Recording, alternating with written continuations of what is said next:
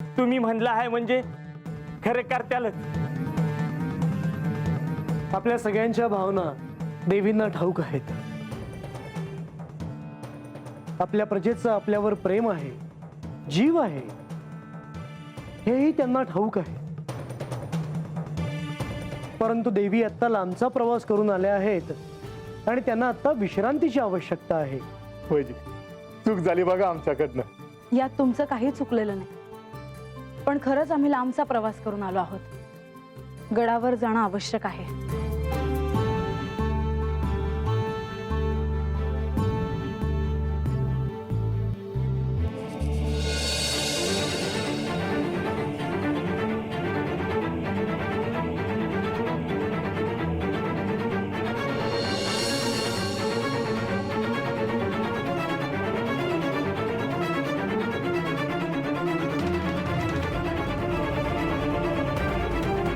अक्का,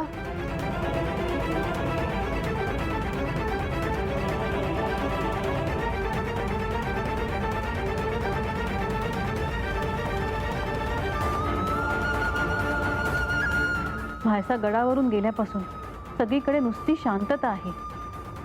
ती कधी परत येणार या विचाराने मी जास्त अस्वस्थ झाले आहे. अहो, प्रधानजी स्वतः गेलेत तिला आणायला. म्हाळसा नक्कीच परत येईल.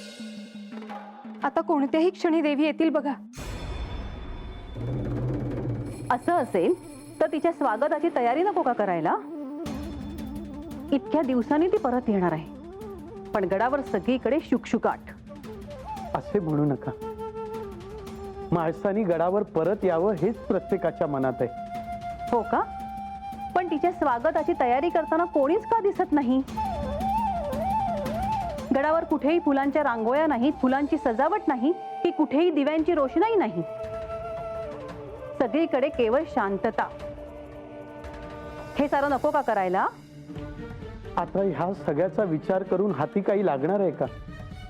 त्यापेक्षा म्हाळसा गडावर परत येते ह्याचा आनंद अधिक नाही का? किती दिवसांपासून ती गडापासून लांब होती. कशी राहिली असेल, काय जेवत असेल? आई म्हणून मला तिची काळजी वाटणं अयोग्य आहे का? तिच्यासाठी मी काय करू आणि काय नको असं झालं आहे मला. तिच्या आवडीचं जेवण करावं. कित्येक दिवस ती शांतपणे झोपली नसेल. तिला शांतपणे झोप लागावी अशी व्यवस्था करावी. हे हे असं सारं माझ्या मनात आलं. अहो, मग कोण अडवते आपल्याला? आपल्या मनात आहे तेच होईल. आपण स्वतःच्या हाताने तिच्यासाठी भोजन तयार करा. तिला आवडतात ते सारे पदार्थ तयार करा. अहो, पण मग हे सारं गडावर इतरांच्या ध्यानात का येत नाही? अक्का, ह्यावेळी देवी कधी येतील ह्याकडे सर्वजण डोळे लावून बसले आहेत असं वाटतंय. आता प्रधानजी तिला आणायला गेलेत म्हटल्यावर ते म्हाळसाला घेऊन येणारच हे निश्चितच. ही वस्तुस्थिती आहे ना? मग तशी गडावर तिच्या स्वागताची तयारी करताना कोणीच दिसत नाही. कोणाला मनातून काय वाटत आहे हा प्रश्नच नाही. मला जे दिसते तेवढेच मी बोलते. आता कोणाला काही वाटत नाही त्याला मी काय करणार?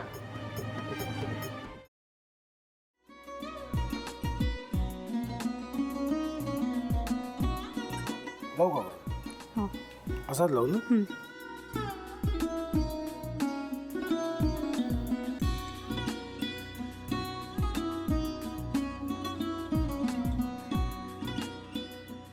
आता काय करायचंय? आता आपण ड्राय स्टफिंग दुसरं काय करणार आपण त्यात? आपण ह्याच्यात मेयोनीज न टाकता बाकीचे सगळे साहित्य टाकायचे.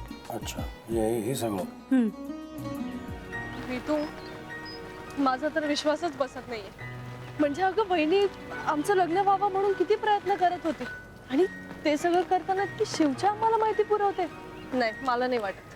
गौरी, खूप चांगली आहेस गं, म्हणून तुला सगळं जगत चांगलं दिसतं. पण शिव उगाच बोलला असेल का? त्याच्यावर विश्वास नाहीये का तुझा? शिववर पूर्ण विश्वास आहे मी माझा.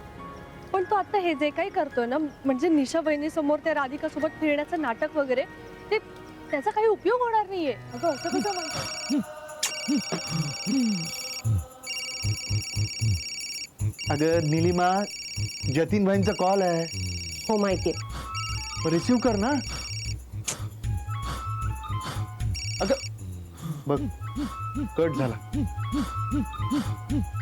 आता तू रिसीव्ह केला नाहीस म्हणून ते मला करतील. अबा पुन्हा आला बघ. घे बघू. पण हे एक ना एक दिवस घडणारच होतं. आता मला कळलं तुम्ही 2 दिवस झाले काय सांगत होता ते. बनू हे संकेत असतात आणि हे ठरवून येत नसतात. मी बाहेर तुमची वाट बघते.